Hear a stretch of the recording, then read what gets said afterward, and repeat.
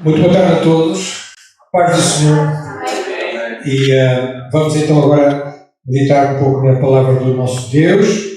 Estamos aqui para ouvir, estamos aqui certamente com o coração pronto para receber a palavra de Deus. E vamos então abrir em Filipenses capítulo 4. E aqueles que puderem ficar de pé, seria bom para lermos a palavra de Deus dessa forma. E vamos ler os últimos versículos, a começar no versículo 10.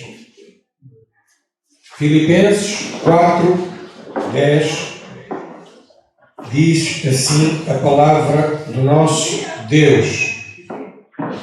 Só mais uns segundos enquanto alguns ainda estão à procura, e depois sim vamos ler então a palavra de Deus. Ora, muito me regozijei no Senhor por finalmente reviver a vossa lembrança de mim, diz o apóstolo Paulo. Pois já vos tinhais lembrado, mas não tinhais tido oportunidade. Versículo 11. Não digo isto como por necessidade, porque já aprendi a contentar-me com o que tenho. Sei estar abatido e sei também ter abundância. Em toda a maneira e em todas as coisas estou instruído, tanto a ter fartura como a ter fome, tanto a ter abundância como a padecer necessidade. Posso todas as coisas naquele que me fortalece. Todavia, fizeste bem em tomar parte na minha aflição. E bem sabeis também vós, ó Filipenses, que no princípio do Evangelho, quando parti da Macedónia, nenhuma igreja comunicou comigo com respeito a dar e a receber, senão vós somente. Porque também uma e outra vez me mandastes o necessário a Tessalónica. Não que procure dádivas, mas procuro fruto que aumente a vossa conta. Mas bastante tenho recebido e tenho abundância. Cheio estou, depois que recebi de Epafrodito o que da vossa parte me foi enviado, como cheiro de suavidade e sacrifício agradável e aprazível a Deus. O meu Deus, segundo as suas riquezas, suprirá todas as vossas necessidades em glória por Cristo Jesus. Ora, a nosso Deus e Pai seja dada a glória para todos sempre. Amém. Saudai a todos os santos em Cristo Jesus. Os irmãos que estão comigo vos saúdam. Todos os santos vos saúdam, mas principalmente os que são da casa de César. A graça do nosso Senhor Jesus Cristo seja com vós todos. Amém. E nós dizemos todos também. Amém. Vamos orar, Paizinho querido.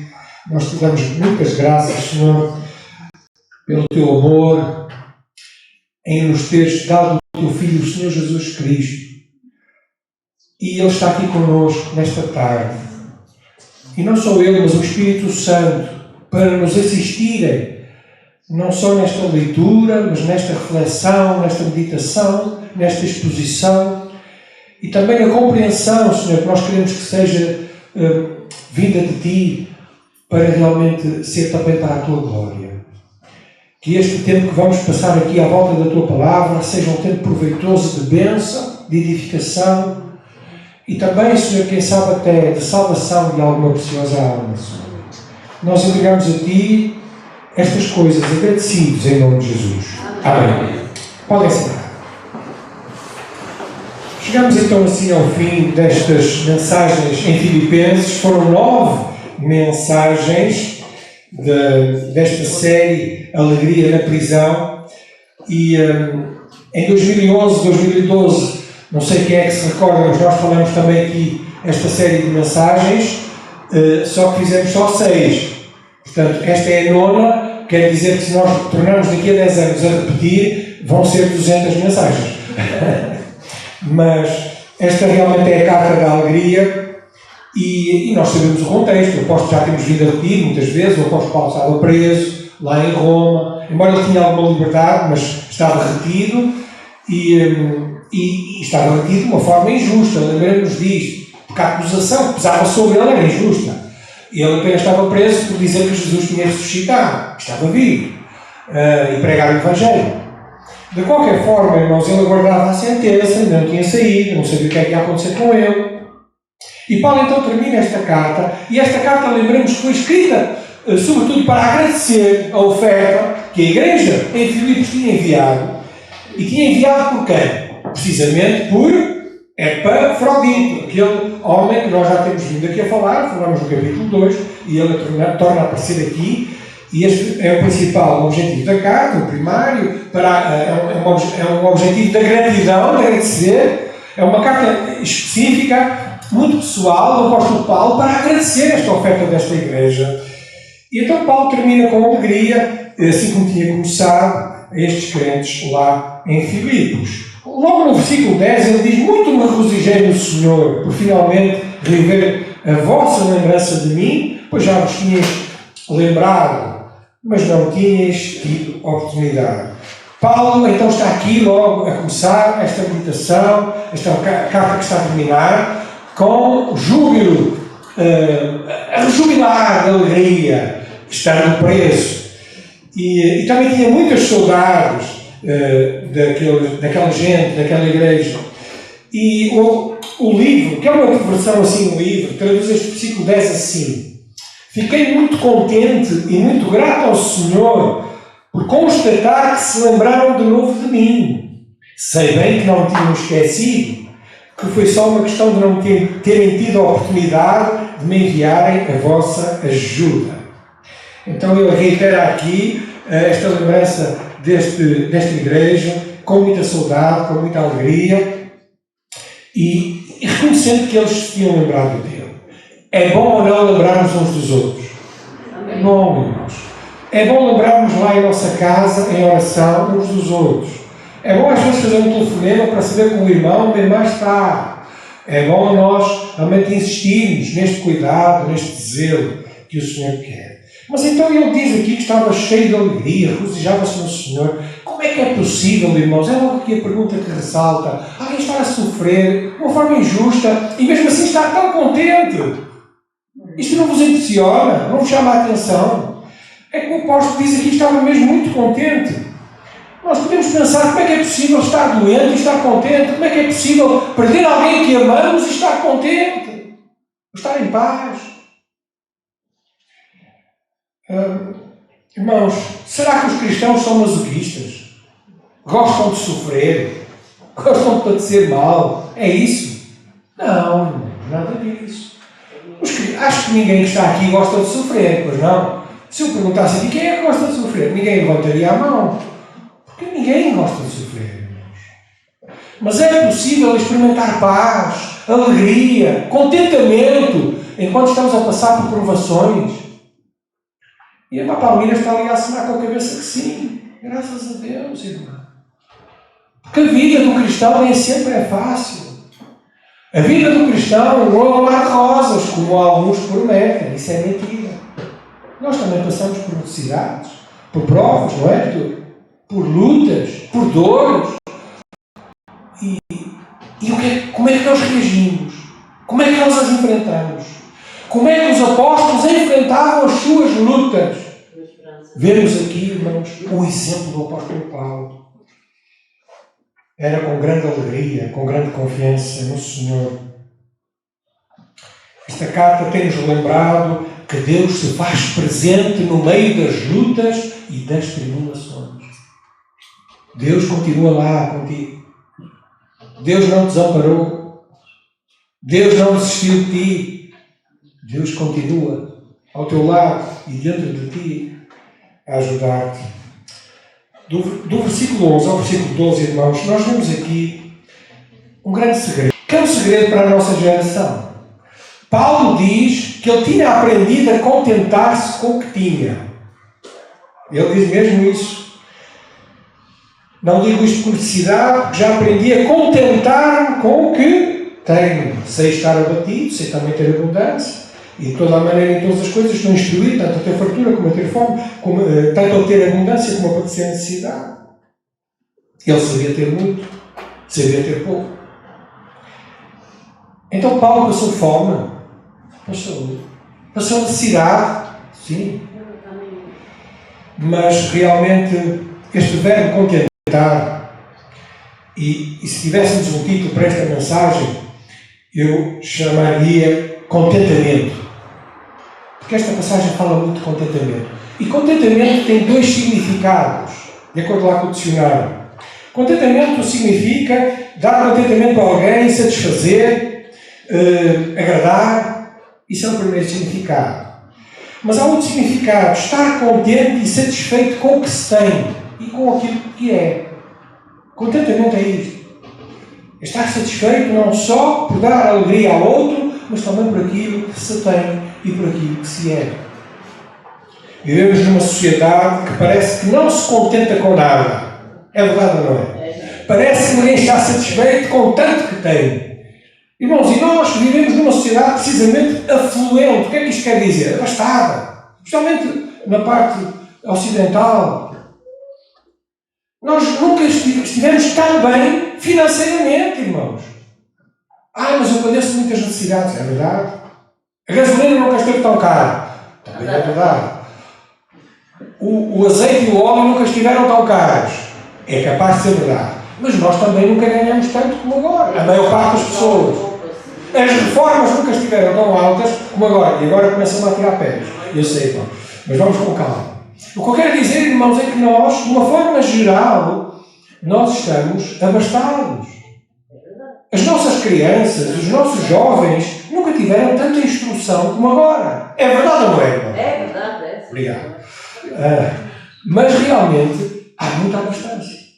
E o contentamento? Há muito contentamento. As pessoas estão satisfeitas com o seu iPhone 12. Não, já querem o 13.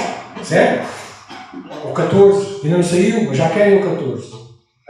Mas o que eu quero dizer é que parece que ninguém está satisfeito com o tanto que tem.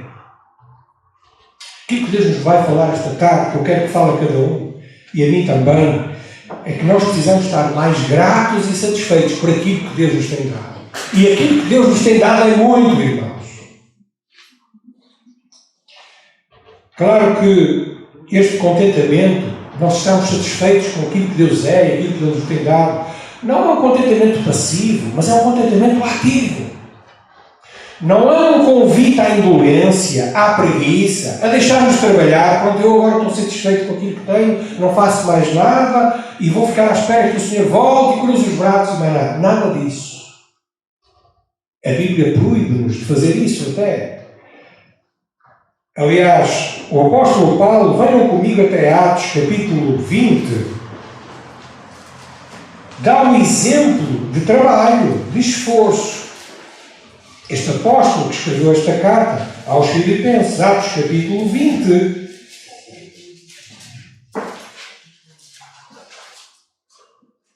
versículo 33 até ao 35, diz assim, e ele está a falar aqui aos anciãos da igreja de Éfeso, aos líderes, aos responsáveis, e fala também a nós, no versículo 33, 20:33 diz assim: de ninguém cobicei a prata, nem o ouro, nem a veste. Ou seja, as coisas materiais daquele tempo. Não era isso que o apóstolo procurava, as coisas materiais, os bens. Versículo 34. Vós mesmos sabeis que para mim, vós mesmos sabeis que para mim é necessário, a mim e aos que estão comigo, estas mãos me serviram. Tenho-vos mostrado em tudo que, trabalhando assim, é necessário auxiliar os enfermos e recordar as palavras do Senhor Jesus, que disse: mais bem-aventurada coisa é dar do que receber. O apóstolo Paulo está aqui a dar um exemplo, um testemunho de que ele era um homem de trabalho. Estas mãos não serviram. E ele, qual era a ocupação dele? Qual era o trabalho dele? Fazer tendas. Era o seu trabalho. E ele, enquanto testemunhava de Jesus, trabalhava. Algumas vezes recebia donativos das igrejas, como foi o caso da igreja de Filipos, outras vezes não recebia. Umas vezes ele tinha dinheiro para comer e outras vezes não tinha assim tanto dinheiro para comer. E também o objetivo do seu trabalho, qual era? Era trabalhar para auxiliar ainda aos outros. Esse deve ser um dos objetivos que é que nós trabalhamos, irmãos. Não só trabalhamos para termos o bem-estar, isso é legítimo, para termos as nossas coisinhas e conquistar os nossos objetivos materiais, que são legítimos, mas, sobretudo, também para ajudar os outros que têm menos que nós. E este é o ensino da Palavra de Deus. Por isso, voltando para a nossa passagem, irmãos, este contentamento é um contentamento ativo. Lembram-se de Jó. Jó era muito rico. E de um momento para o outro, ele perdeu tudo. Perdeu a família, os filhos, as filhas. Perdeu o gado. E toda a riqueza se foi. E o que é que ele diz lá no capítulo 1, versículo 21? Nu saí do ventre da minha mãe e não voltarei. O Senhor o deu, o Senhor o tomou. Bendito seja o nome do Senhor. Irmão, você tem muito. A sua reforma é boa, dê graças a Deus. O seu salário, a sua reforma não é assim tão boa. Procura outro trabalho ou dê graças a Deus também por isso. Este contentamento deriva do Senhor, porque a palavra de Deus lá em Hebreus capítulo 13, versículo 5, deem um salto comigo agora em Hebreus capítulo 13, versículo 5, diz assim: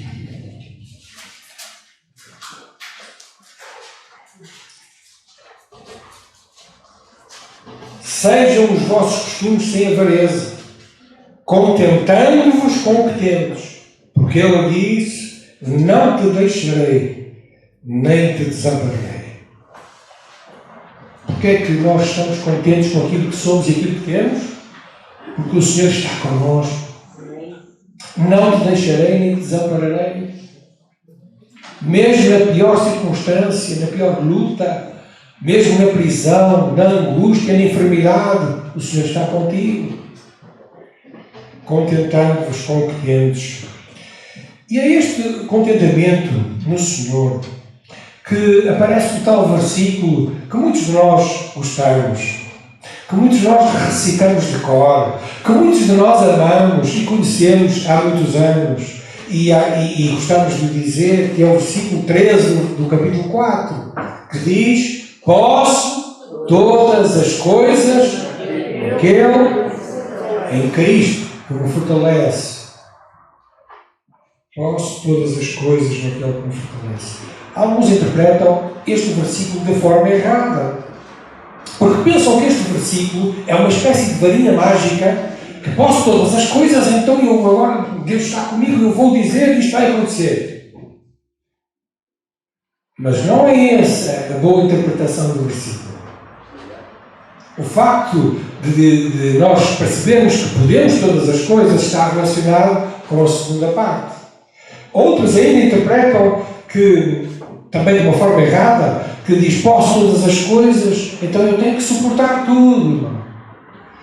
E tenho que ser uma espécie de um herói e suportar de forma estoica e tudo que me vem na nossa força, no nosso poder. Então eu esforço-me para suportar. Olha, irmão, é a minha cruz, o meu marido, sabe? A minha mulher, o meu filho, seja o que for, o meu trabalho. Mas não é esse o sentido do versículo. Posso todas as coisas naquele que me fortalece. O segredo do contentamento está na dependência daquele que nos fortalece, que é Cristo.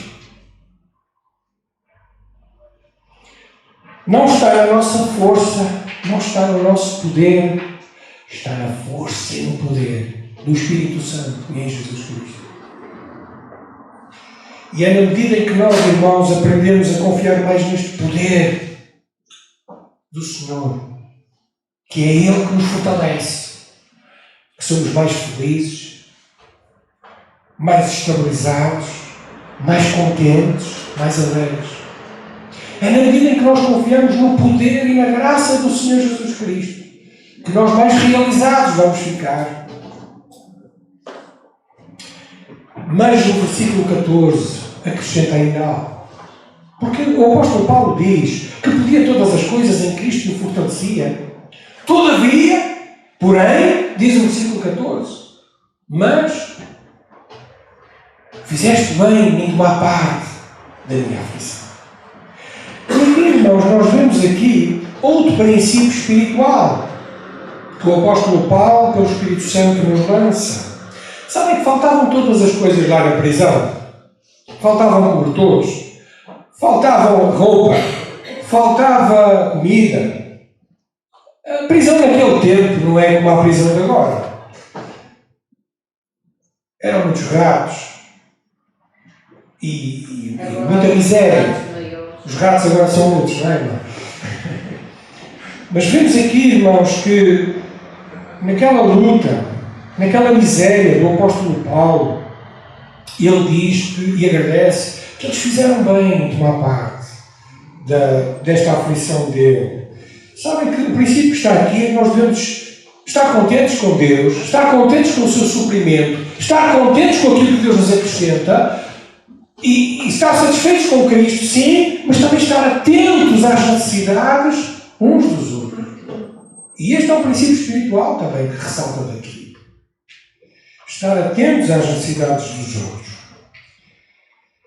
E a maior parte das vezes que Deus vai suprir as necessidades uns dos outros é usando uns aos outros para suprir as necessidades. O que é que isto quer dizer? Às vezes a resposta à tua oração é o irmão que está ao teu lado, que te quer ajudar e que te pode ajudar. Agora olhem para quem está ao vosso lado e realmente vejam. É esse irmão que às tantas é a resposta ao suprimento que estás a pedir da tua oração. Sabem que diante das carências, das lutas dos missionários, dos obreiros, e há obreiros hoje a continuar a passar necessidades materiais, diante das lutas, das dificuldades que muitos enfrentam, nós precisamos ter mais este amor, esta entrega que vem do Senhor, este contributo para a obra de Deus. Paulo desabafa no versículo 15 que nem todas as igrejas o ajudaram. Vamos reler. Diz assim: bem sabeis vós, ó Filipenses, que no princípio do Evangelho, quando parti da Macedónia, nenhuma igreja comunicou comigo com respeito a dar e receber, senão vós somente. Vejam, irmãos, estar na obra de Deus não é fácil. O apóstolo Paulo sabia isso. Nenhuma igreja, diz o apóstolo Paulo, me ajudou. Então vocês não abençoavam ali o apóstolo Paulo? Mas algumas igrejas não tiveram essa visão, esse discernimento. E só os filipenses, esta igreja amada, é que se lembrou do apóstolo Paulo e do seu ministério e daqueles cooperadores que andavam com ele.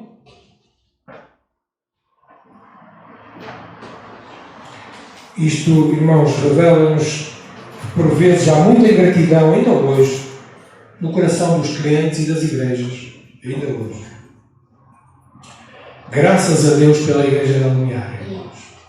Pela nossa igreja. Porque esta igreja, ao longo dos anos, tem este testemunho de ajuda, de abençoar outros. Faz parte do nosso testemunho, irmãos. E isto é para a glória de Deus. Nós ajudamos ministérios que conhecemos e que nos identificamos há muitos anos. E queremos continuar a fazer isso, ainda mais. Graças também ao contributo de cada irmão aqui. Esse é o nosso testemunho do passado e do presente. E isto é para a glória de Deus e para a bênção de muitos. E Paulo aqui vai referir novamente a ajuda que eles fizeram. Eles não tinham ajudado só uma vez, ajudaram duas e esta já era a terceira. E quem levou a oferta foi o tal Epafrodito, que aparece novamente no versículo 18, não é? E ele dá aqui mais um elogio a este homem de Deus. Mas bastante tenho recebido e tenho abundância, cheio estou depois de receber Epafrodito, o que da vossa parte me foi enviado. Não é dito o que é que foi enviado. Se foi dinheiro, provavelmente foi dinheiro. Provavelmente foi roupa. Provavelmente foram papiros para o Paulo escrever. Provavelmente foi muita coisa. Não sabemos, a palavra de Deus não revela. Mas sabemos que o coração de Paulo ficou cheio quando recebeu aquelas ofertas da igreja. E escreveu esta carta, que nós hoje estamos a ler. Carta de agradecimento, carta de gratidão.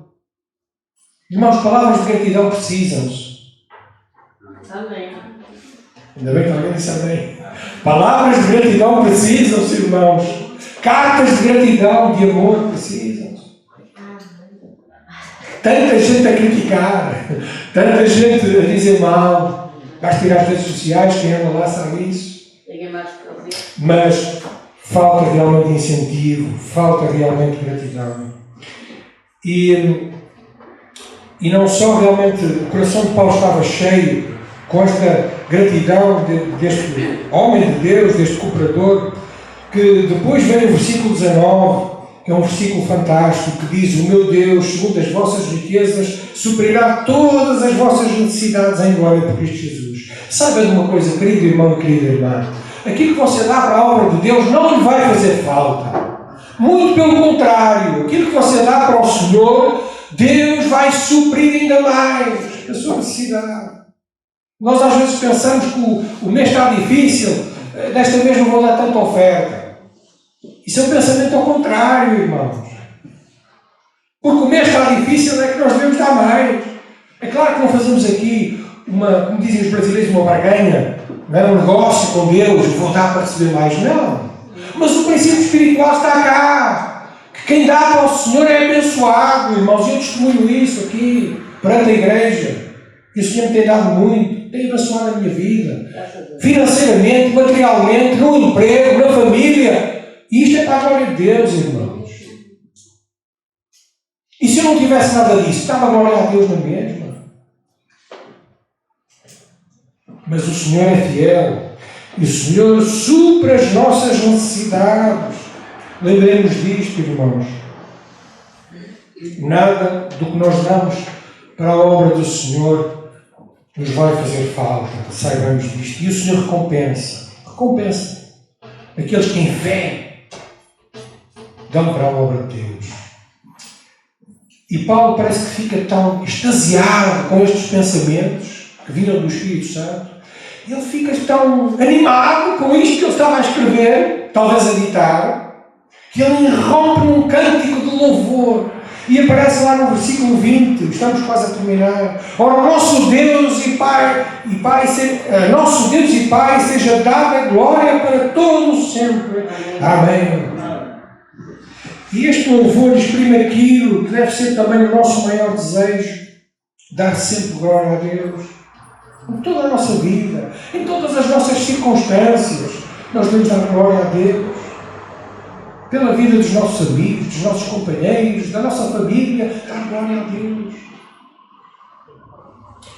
E este louvor realmente parece que acaba aqui a carta, que ele diz amém. Porque este amém era muito normal nos cristãos, irmãos. Já hoje falamos aqui um pouco do amém, já de manhã tínhamos falado no amém, graças a Deus, e eu já escrevi este sermão há alguns dias, por isso, amém. E o que é que significa amém? Significa concordância, significa anuência, significa assim seja, significa que assim se cumpra, significa que nós concordamos verbalmente com aquilo que está a ser dito, orado ou pronunciado. E deixem-me partilhar este desabafo, irmãos. Faltam-nos améns nas igrejas. E na nossa também. Eu acho que nós precisamos dizer amém mais vezes. Dizer amém à palavra de Deus. Dizer amém às orações dos nossos irmãos. É nessa concordância, é nessa unidade que o Espírito Santo se move, irmão. Amém? Amém. Esse amém foi bom. Irmãos, não se acanhem por dizer amém. Esta era uma prática do primeiro século, das igrejas apostólicas. Todos eles não se envergonhavam de dizer amém. Primeira vez que o meu pai, falecido pai, veio a esta igreja, e ele ficou surpreendido por isso. Pai, não compreendo aquilo, estão sempre a dizer amém, amém, amém, amém, amém. Para ele foi uma confusão. Porque na cabeça do meu pai, religião cerimonial era uma coisa muito severa, em que o padre falava, na opinião dele, e os outros estavam caladinhos a ouvir. Mas ele veio a esta igreja, já naquele tempo que nós dizíamos vários améns, e ele ficou impressionado. Mais tarde ele próprio dizia amém, porque se converteu ao Senhor. E aquele que se converte ao Senhor não tem problema nenhum em dizer amém. E às vezes o amém é uma questão de fé, é uma questão de concordância, irmãos. Às vezes eu não gosto muito de dizer amém, porque não sei o que é que os outros vão pensar. Não se preocupe com isso. Se no seu coração há concordância, há oração, se no seu coração há realmente anuência, diga sem temor amém. E nós dizemos isto ao Senhor, assim seja, Senhor. Não é para o outro irmão ouvir, é para o Senhor ouvir. Mas é um amém sonoro. E depois aparece aqui no versículo 22 um agradecimento. A partir do versículo 21, saudai a todos os santos em Cristo. E depois também no 22, 23, termina. E ele diz, começa primeiro por saudar os santos em Cristo Jesus, os que estavam com ele, e depois fala aqui nos de casa de César, os da casa de César. Talvez fossem cristãos oficiais do governo romano, da guarda pretoriana, que se tinham convertido ao Senhor, ali com ele. E ele manda também esta saudação com eles. Ou poderiam ser servos romanos que serviam lá no palácio do imperador. Bem, eles também existiam oficiais. Existia gente importante que se estava a chegar ao Evangelho. Irmãos, o Evangelho é para todos.